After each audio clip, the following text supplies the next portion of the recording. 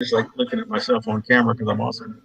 Good afternoon, Facebook community and YouTube community. I'm here with Gary Parker. I'm so excited to be here. We haven't talked in a while, Gary. How are you? I'm pretty good. How are you? I'm super. I'm Jennifer Noreen, and I live and work in the same town Gary does, Gig Harbor, Washington. I run an ad agency, and Gary sells barbecue, and I put ads online for him. That's the whole story. There you go. So for those that are watching, when you see those little things that you text me about our ads, send them to her because That's that's all right. I do. You can send them to Jennifer at Beyond Brand Collective, and I will fix them. There you go. And if you have ideas of things you want to see online or stories you want to hear Gary tell or tutorials or lessons, we'd like to hear those ideas. So we're getting ready to schedule the next year's worth of videos. So we want to hear from you. So Gary, today we promised everyone that we would talk about the good old days. And the good old days, back when I was first starting out doing barbecue. Yeah, you're not that old, so they can't be that old. But what are those good old days, and where were they spent, and what did you do? I don't know. I don't know what you consider good old days, but I was thinking about this question, getting ready for this thing, and there's a lot of, I thought, what would really be something that we don't talk about, a lot, right? So if you think about pit masters and pit masters learning how to be pit masters and all these kinds of things, and what you see on TV a lot isn't necessarily the way it all works, right? So what do you see on TV? Well, if you go watch Aaron Franklin videos, or if you go watch Food Channel, or if you go watch all this stuff, inevitably what you're going to see is people having a great time with a great party and all this barbecue, and all life is really great, right? What they never show you is the tens of thousands of hours that are spent by yourself at the pit. Sometimes in the middle of the night, where it's just you and your coffee. And other times, wee hours of the morning, in the heat of the day when you don't want to be standing by a fire, in the middle of summer.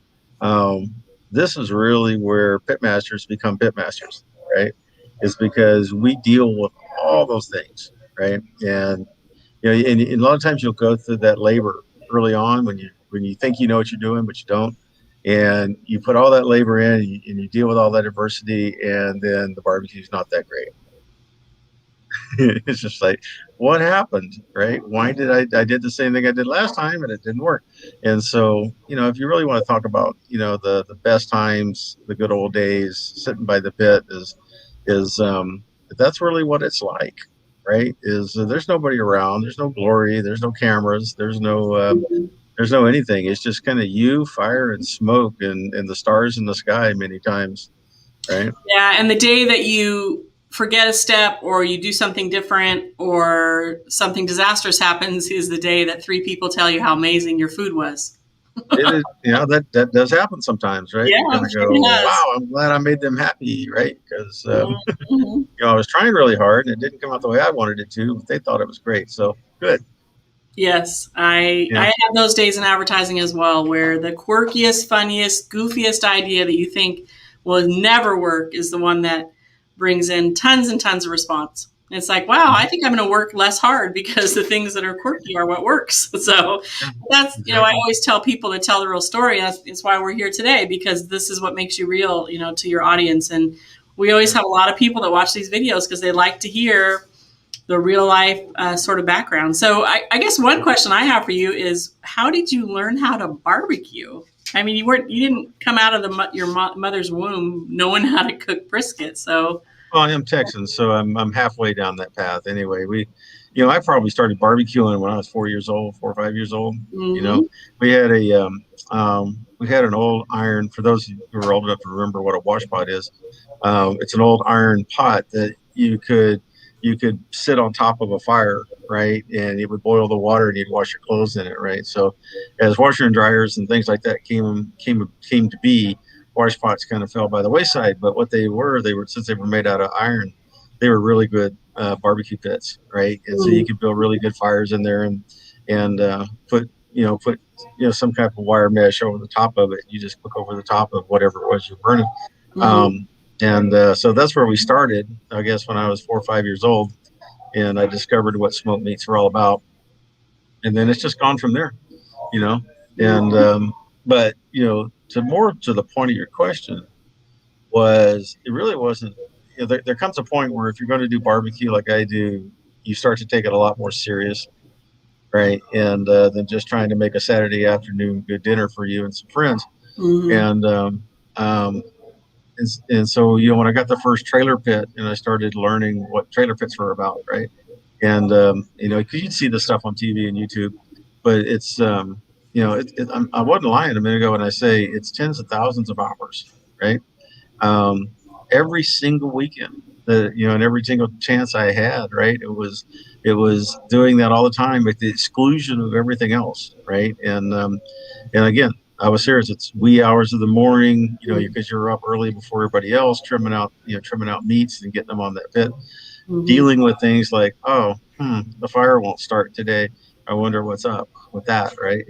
Mm-hmm. And you were on a timeline, but now all of a sudden you're 2 hours late because you couldn't get the pit to get up over temp, right where it needed to be.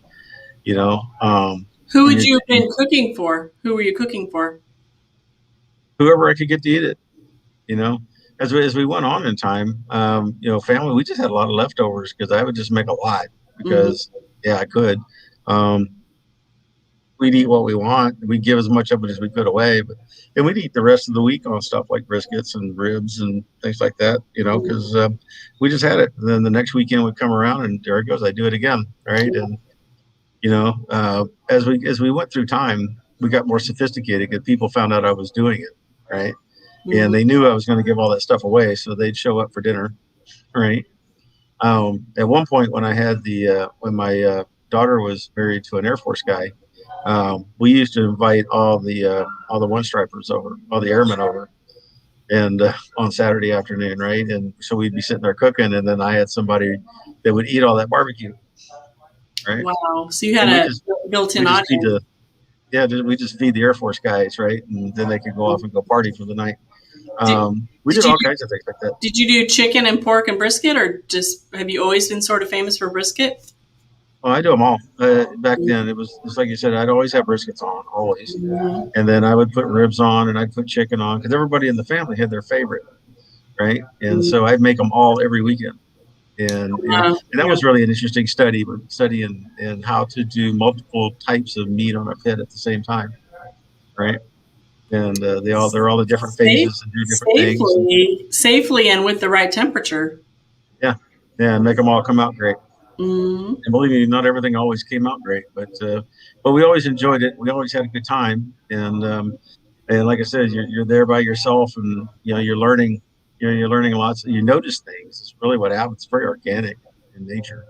You notice how this pit works. You notice what affects it, what doesn't affect it, what levers to pull when you need something.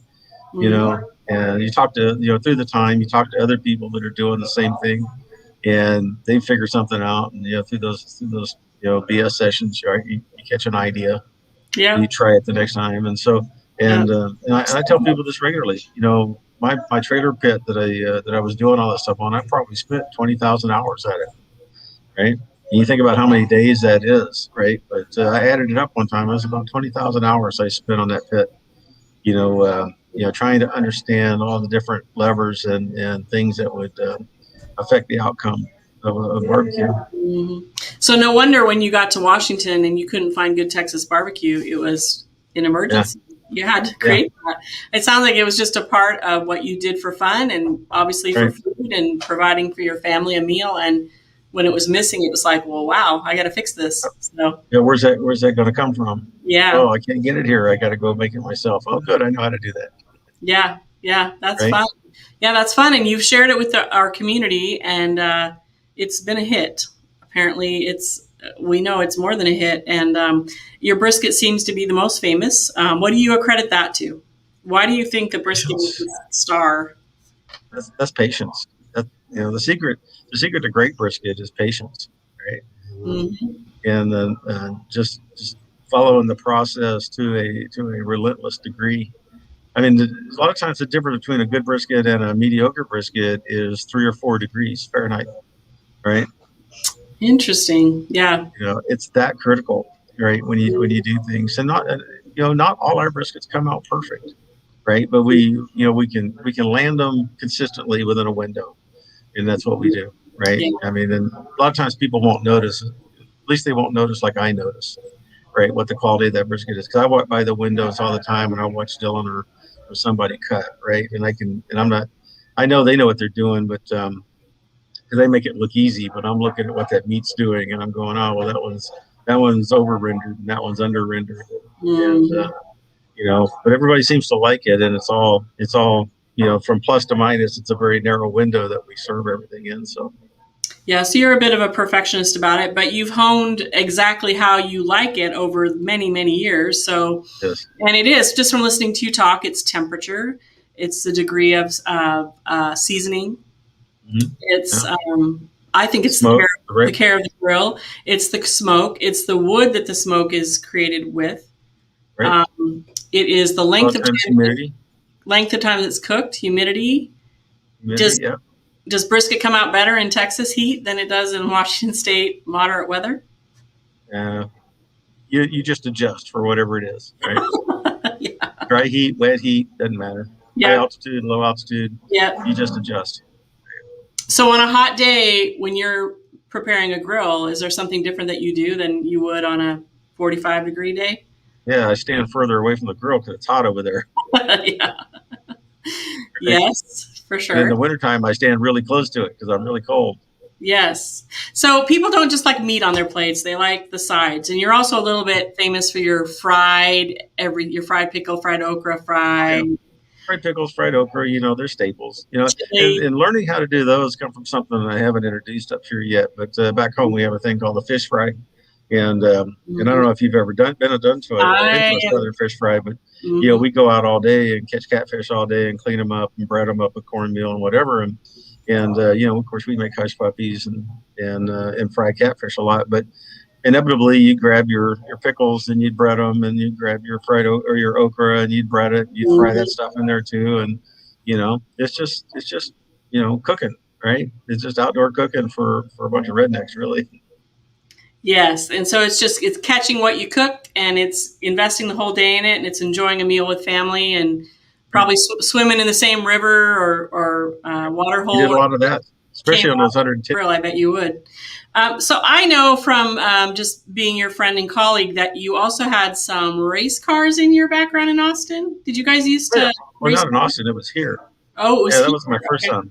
Mm-hmm. Yeah, we used to have, and I've got a picture. Maybe I can get it over to you. You can post it someday. But we Mm-hmm. had four. We used to run the E30 spec E30 class, and so my son got into that along with a couple good friends of ours, and so we ran the circuit for a while. I barbecued there too, right? Mm-hmm. And Not surprising. um, but the boys, my son and his best friend, and then a couple other guys that were their friends all liked running the barbecue to you cars, and so we had them all painted black and had the big smoky logo just there, Mm. sitting on the hood, and it all decked out, and we built them over at my son's shop, and we had a good time running those race cars for a couple of years there. Nice. And so, where was that located again? Here in the Seattle area, or?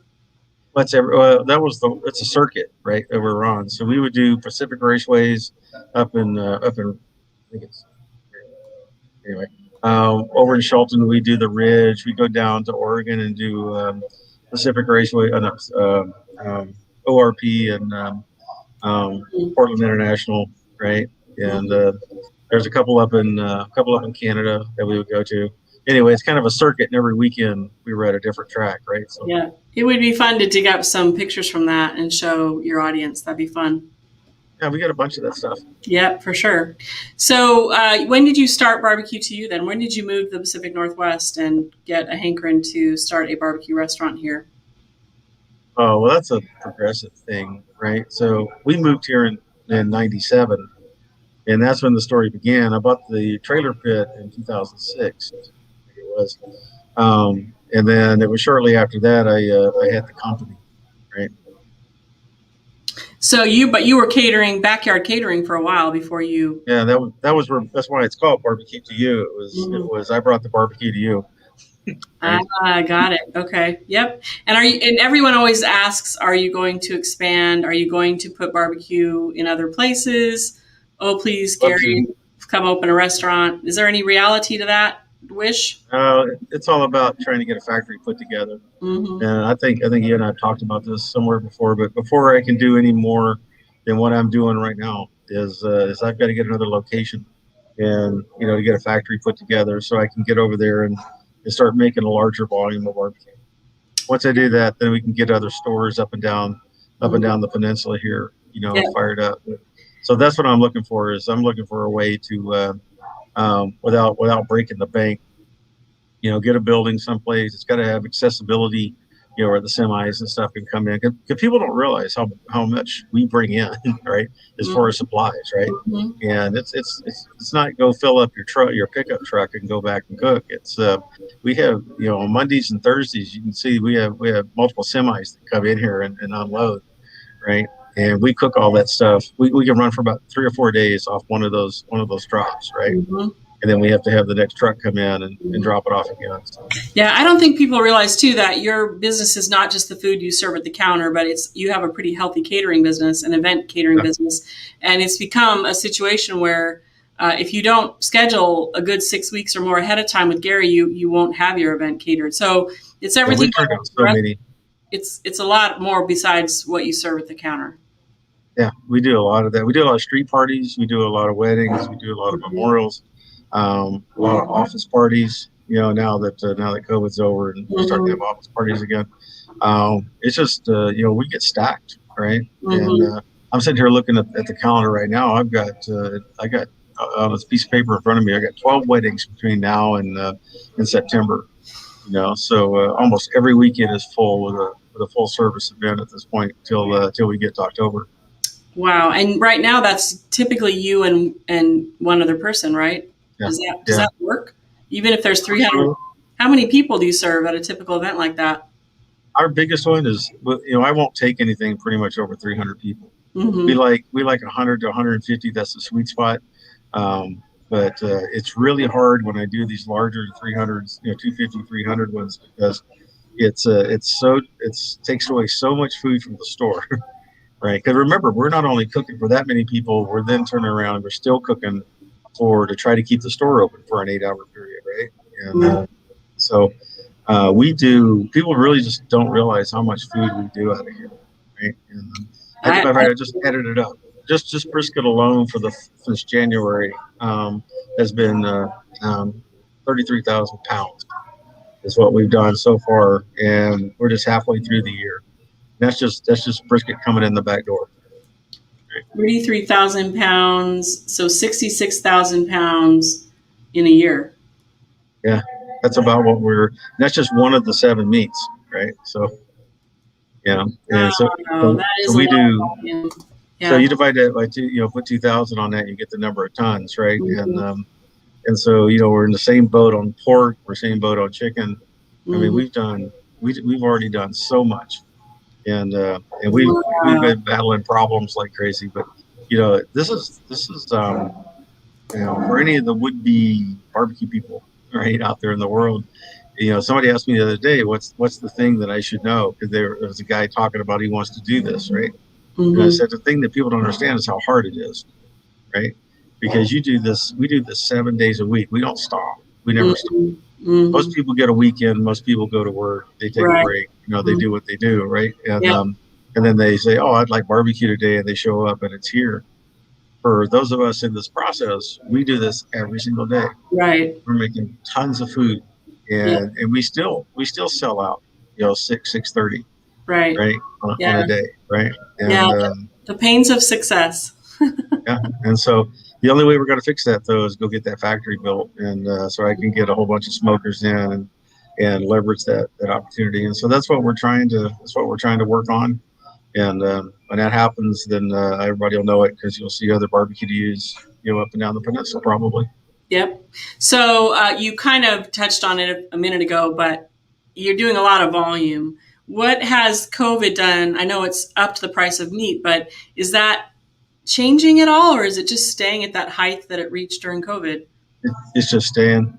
I can't. We are out. We have market guys, buyers that we work with, and all the outlook from from the suppliers, right? Is yeah, it's just going to stay here. Mm-hmm. We like it here. And so what you're starting to see is you're starting to see restaurant owners, or particularly independent restaurant owners like I am. We can only absorb it for so long. So now we're all starting to do menu adjustments and Yep. things like that. So don't be surprised when you see it, because there's nothing we can do about it. It's whether you talk to Cisco's or US Foods or AB Meats or whoever it is, right?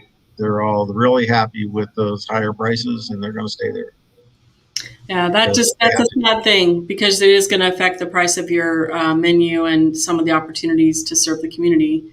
Yeah, Um, yeah, I yeah. mean We it's try all hard. what's that? I said we try hard to keep it as low as we possibly can. Mm-hmm. We talk about this in detail around here every week, and probably the guys get tired of me hearing me talk about it. To be honest with you, but that we've had a commitment that we weren't just going to take this inflation and just 100% pass it on, because it just we just couldn't. And we try to balance that policy with, well, we still have to stay in business, and we still have to pay the bills, and we still have to do all Sure, these things, right? sure.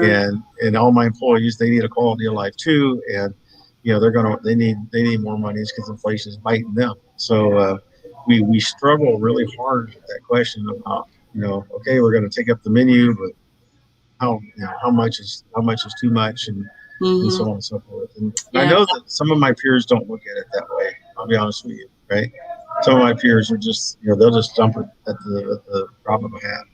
We don't tend to do that, yeah. You're trying to be thoughtful about how you change the lives of people that are coming in the door, and right? buying your food, but also supporting the philanthropy that you're promoting. And there's That's a right, whole there's several things you're doing with your restaurant. It's not just the food. You're building right. community. You're helping authors by showing their wares in your lobby. I see that you're still doing that even after COVID. So it's thoughtful. You don't want a family to say, "Wow, we used to be able to afford barbecue to you, but now we can't do that on Friday nights because Right. it's just too much," or we got to order chicken instead of sausage instead of brisket. So, Yeah, well, I appreciate you trying to find that balance for the community. I know that you're an important entity, and I love your "We're definitely open" sign in the front of your store. I know it's been there all through COVID, and I think it's been amazing that you've stayed open all through COVID.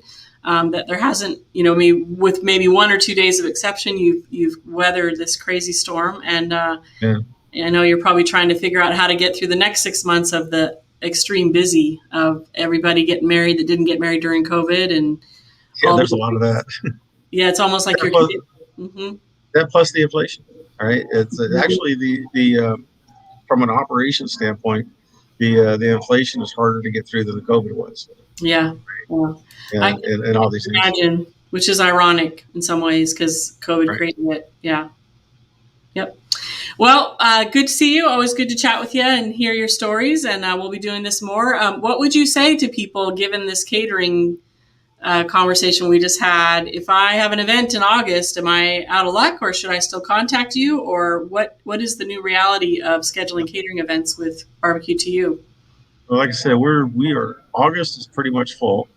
Um, the weekends are already full, but there are some days during the week that are still open, right? So if you're doing like an office party or something like that, doing it earlier in the week, if you wanted Mhm. us, that would probably work out, right? Mhm. But if it's a weekend, we're slammed on that. And then, like I said, half of September is locked down right now. So, Okay, so definitely call. but, And but is it October, if you want to get in for your Halloween parties or getting ready for your early November stuff, things like that, now's a good time to start thinking about that and mhm. get something on the calendar, right?